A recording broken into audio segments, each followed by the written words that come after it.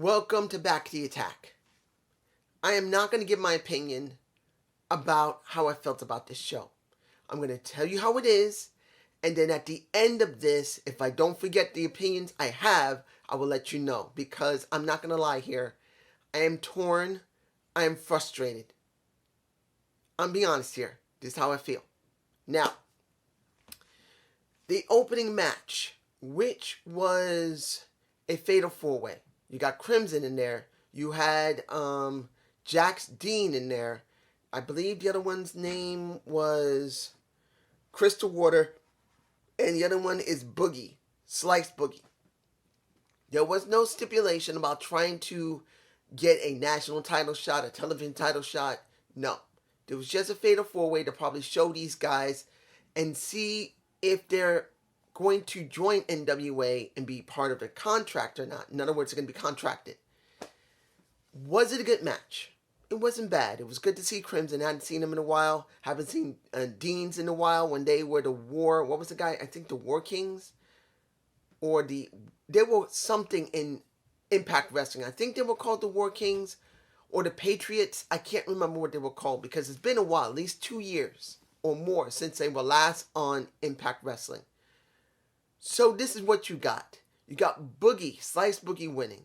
Do I believe he deserved it? No. Crystal Waters looked better than him. And Den looked better than him. But this is what they went with. I don't agree with it, but this is what you got. Tyrus versus Chronos. Now, Chronos is the tag team champion of NWA. He's also with Aaron Stevens. That's his partner. And then, no. It's been a while since I've seen Tyrus in the ring. Guy looks gray. He was doing stuff on Fox News, working in something similar to the 5. And I was happy for him. He expanded himself outwardly, but he decided to come back into wrestling. And let's be honest here. I've never hated Tyrus when he was in WWE as the Funkasaurus, when he was Tyrus in Impact Wrestling. I always thought that he had more, but it never really came panning out. Mostly due to the fact that with WWE, they stuck him with the worst gimmick you could think of. And then Impact Wrestling, when they finally gave him something, he was done with the company.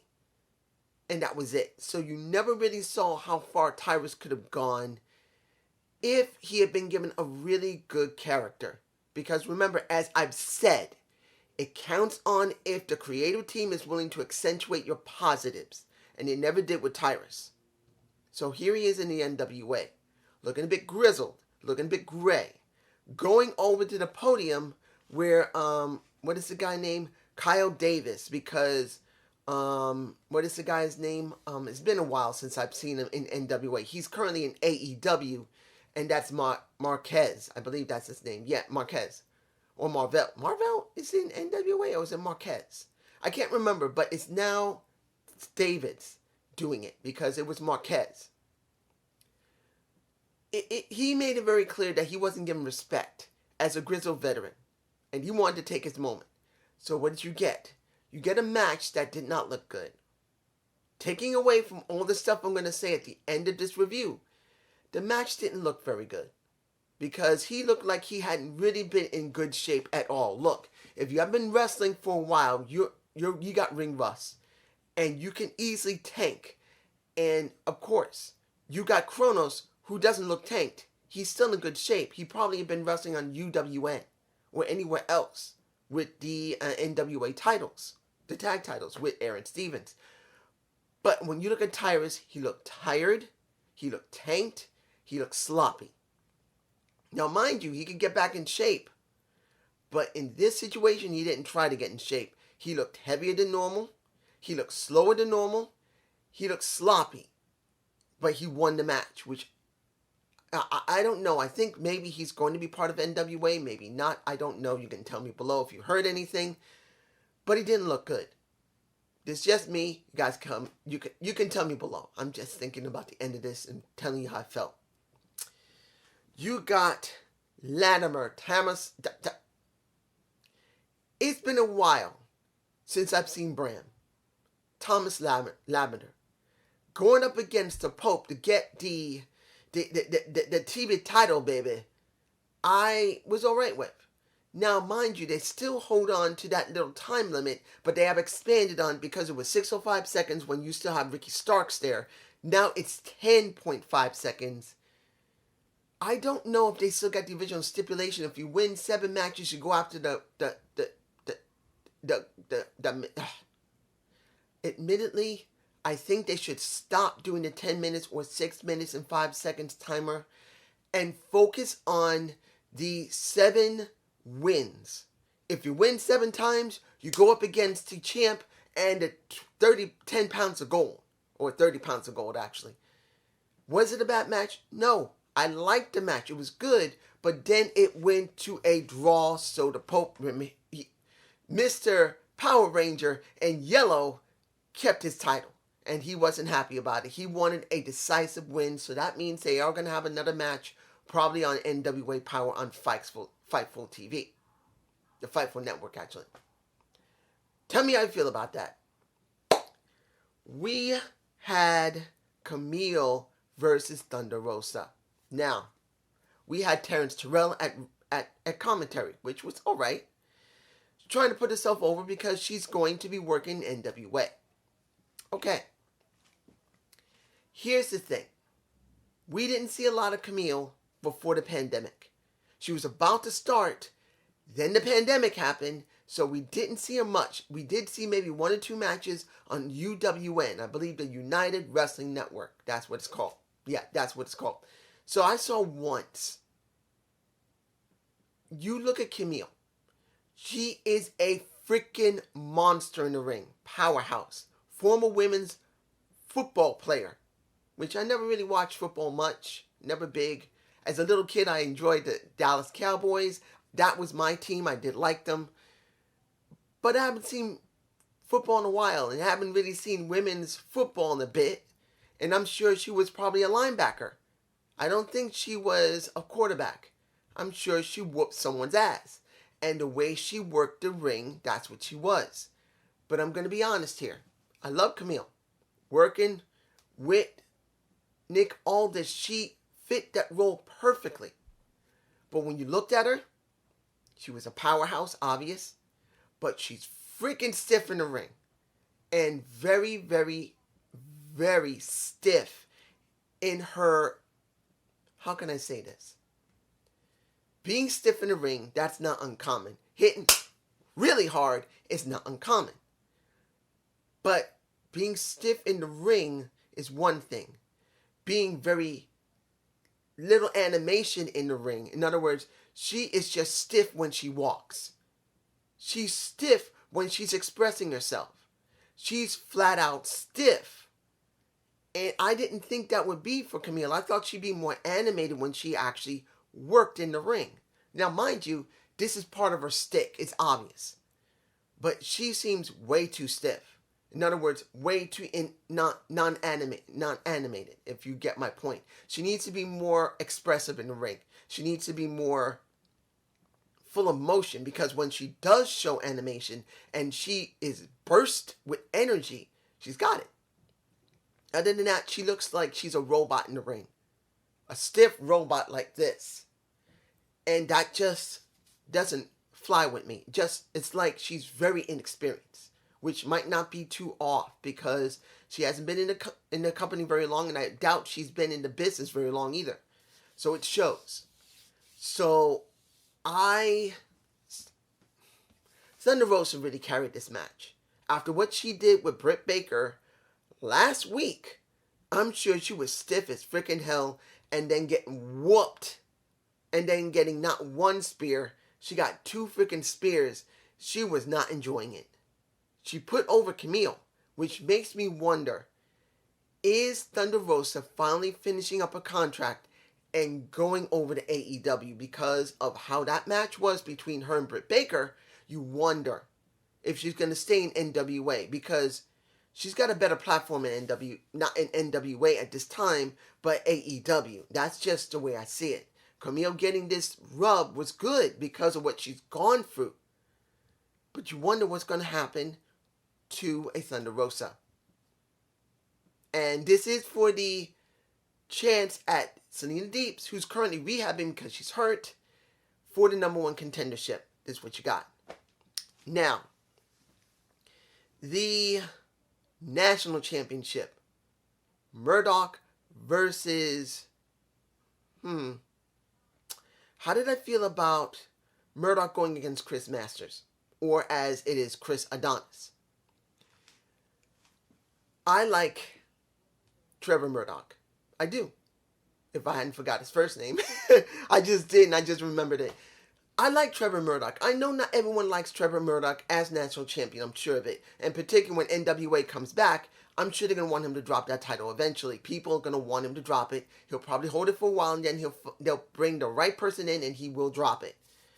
And you see Chris Adonis, who to me, and they did drop the hint, there was only one person that broke the master lock, and that was Bobby Lashley, because they were trying to pretty much say there was only one person that ever broke the master lock, which was a good thing. It felt a little strange seeing Chris Adonis there working with a Trevor Murdoch. Not saying it was a bad match. In fact, it was a very old school technical match. You got headlocks majority of the time, and it wasn't headlock holds. It was headlocks and using certain types of strategy. Now, everyone's going to like that because they'd rather see Chris Masters or Chris Adonis do the more high ground and pound style. That's how he is. In the end, he lost, and he got mad about it and kicked a Trevor Murdoch's ass after the match. Fine, that was the way it's supposed to be. That's the way it is. I have no problem with it. But the question is Murdoch going to be dealing with Chris Adonis more afterward? I'm kind of hoping no, because I don't think Chris Adonis is the best person to get the national championship. It should be somebody else. That's just me. You guys tell me below. And finally, if I'm forgetting anything, am I forgetting anything? Tyrus. No. We got the last match of the night. We got Aaron Stevens versus Nick Aldis for the 30 pounds of gold, or 10 pounds of gold, I believe. I can't remember, 30 or 10. It basically after Sweet Charlotte. There you go. I'm going to use Sweet Charlotte. That's the name of it. I'm sticking to it. Look, guys, you saw this match. You will say, shit, this was a damn good match. Look, you've seen how, I don't even remember his name anymore when he was in WWE. You know what? I don't really care about Aaron Stevens' old name when he was in WWE. He's Aaron Stevens. And he has gone through a lot, going through a lot of different iterations of himself, to the point where he literally was giving up wrestling and going into acting. But he said himself in the very beginning of this show, the opening of the show was him talking about dealing with Joseph Hudson, and that he reinvigorated how much he loved wrestling, because he went through WWE and it sucked. He gone to Impact Wrestling, got somewhere a little bit, but then also sucked. He went into NWA, and it seemed like he was enjoying himself. So now he lost his good friend. And he describes that at the very opening. Then he had an interview with My Valentine, which I have a thought about her. And he made it very clear about Joseph Hudson's son. I can't remember his name. I can't remember it right now.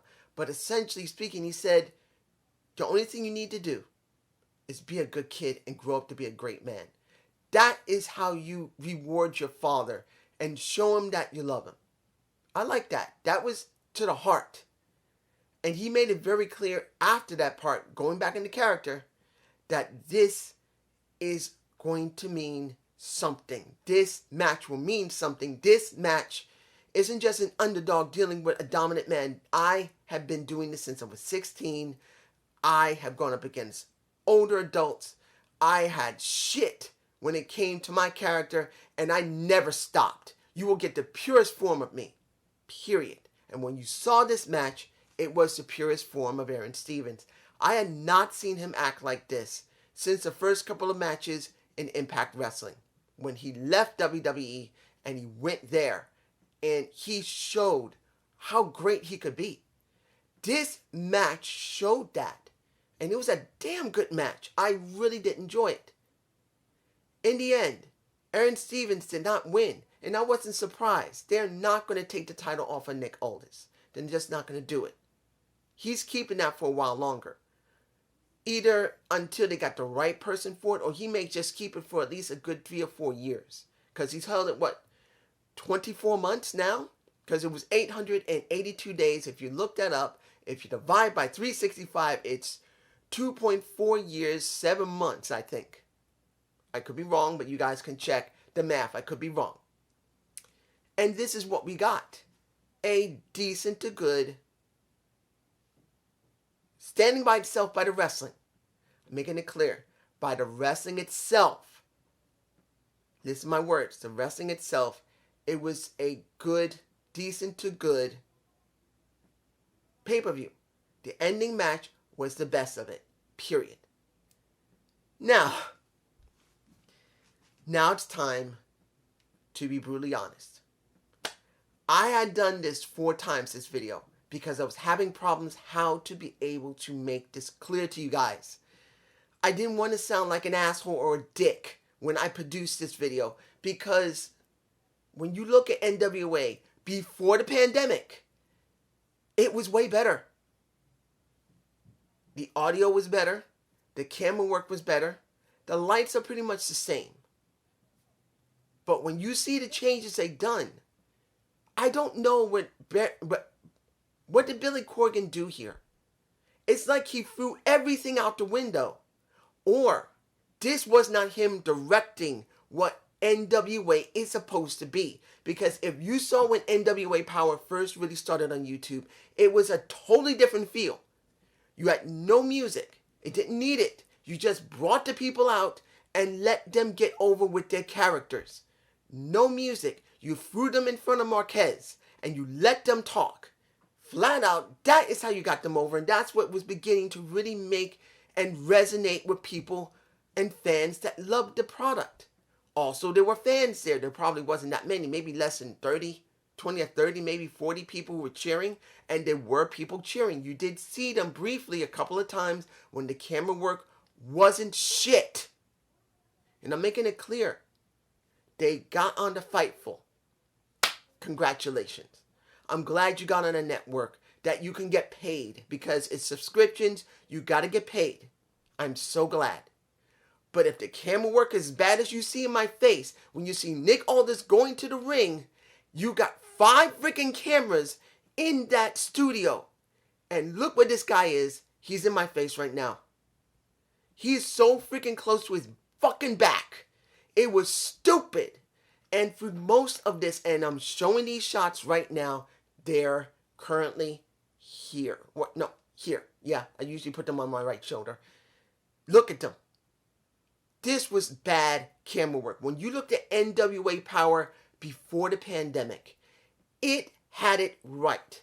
You had 2 cameras and a hard cam. You did the hard cam the majority of the time, and then you switched between the 2 cameras that were at the sides of the ring, and they made sure that the camera work was far enough back so you could see the entire ring. Look, they didn't show the fans much in that area in Atlanta. They didn't need to. They made it all about what was going on in the ring. But here, I don't know who they were using to run the cameras, because as you see from these shots I took, I got 9 shots, and they're not in order. They were showing heads. They showed the ref's ass. They were focusing like this. And that's if they got focused. What is wrong with these people? Look, MLW does it really bad, to the point that it's disgusting. When it came to Impact Wrestling, they're beginning to do it as well. AEW is not doing and WWE is doing, so I commend them both, at least in that production quality. But whoever's running the production truck, they believe because of what's happened in the pandemic, they want to make this feel like something, so they believe they need to bring the camera in so close, like this, in hopes of getting the emotion out of it to make people not notice there's no one there. They ruin what is important, the wrestling. This was bad. The majority of these matches you couldn't see. When it came to Kamille, you gotta focus on her torso and her boobs. Before that, if this was old NWA Power, you would get an entire shot of her walking. And I'm not gonna say they screwed up 100%. I say at least 70 to 75% of the shots they did in the camera was trash. And the remaining 25% was pretty good to good. But if you're focusing so close to the point where the camera's like this to a person's ass, or you're at an angle lifted up like this, because there were certain angles, and I believe I've shown them already, that was so bad. How can you see what's going on in the damn ring? I'm hoping when Billy Corgan saw this, and this is what I'm thinking. I don't think Billy Corgan was the one who did the choreograph for the cameras. Or the production. I mean, the production for the camera work. Because when it comes down to it, whether this was live or this is taped, and I know I'm going to have some critics that's going to say, look, what do you want? They're going to be taping a lot of this stuff. It's hard for them to do stuff. No. I'm not talking about when they tape something. I'm talking about the production value of what they tape.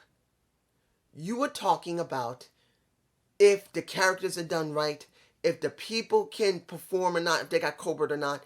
This is not about even the storytelling. If you can't see what's in the ring, why do you watch? When you saw AEW and when it came to Thunder Rosa and Britt Baker, they made sure they took a majority of that as far back as possible so you can see the entirety of the match. When you look at this, like you've been seeing in Impact Wrestling and MLW, the only thing they're doing is trying to relay emotion in the camera work, not actual match work. Like this. Who wants to see this? Who wants to see me like this, with my face dead in your face? Nobody wants that. You rather see me like this. You can see any images left or right. You can see the background. You can see I'm talking to you like this. And I'm hoping NWA, when they start Power Up this Tuesday, because it's going to probably be taped, that it's not the same people running the production truck, ordering these people, because you can see they're wearing headphones and they're being told to do what they're doing. I don't blame the cameramen. I blame the people who are running the production. They're not the ones who's deciding how the shots are. And if they are, that is freaking stupid, because you should be telling your cameramen, do not be so close to the match so everything could be seen instead of someone's ass, like the ref. And I believe I got that shot in my face. Who wants to look at a shot of a ref's ass?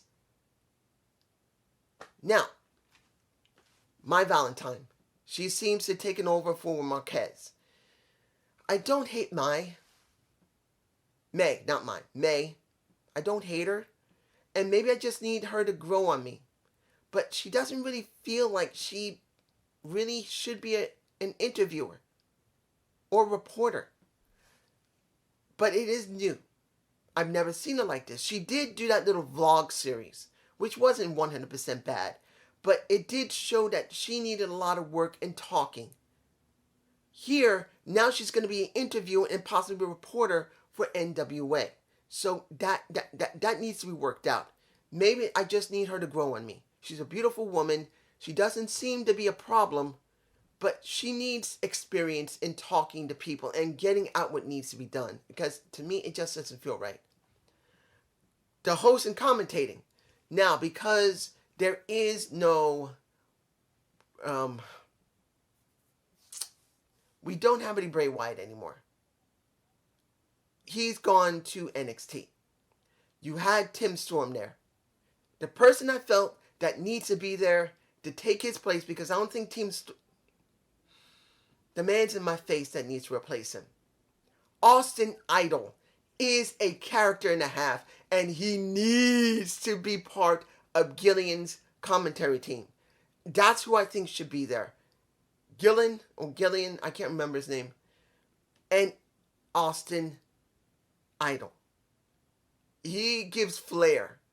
He gives excitement. Tim Storm is not a commentator. He just doesn't have it. Doesn't mean he can't be a colored commentator and tell you what's going on in the ring, but Austin Idol's way better. So what I feel is this. They need to do some changes. One, tell the production to stop doing what they're doing. Music was not necessary for NWA. Unless Fightful wanted them to do it, I understand, but they don't need the music. They need to make sure the cameramen pull back and do like they used to and show the entire ring and what's going on. Audio was fine. Lighting was fine. Well, there was a couple of errors, but that's understandable in the pay-per-view. But audio is going to probably be fine. Lighting was good. They just need to do a couple of adjustments. They had great storytelling. And they made it about the wrestlers, not about the company. But this is just me. Have a good day. Have a good night. Oh, Gump Report coming up about, you'll find out. Peace.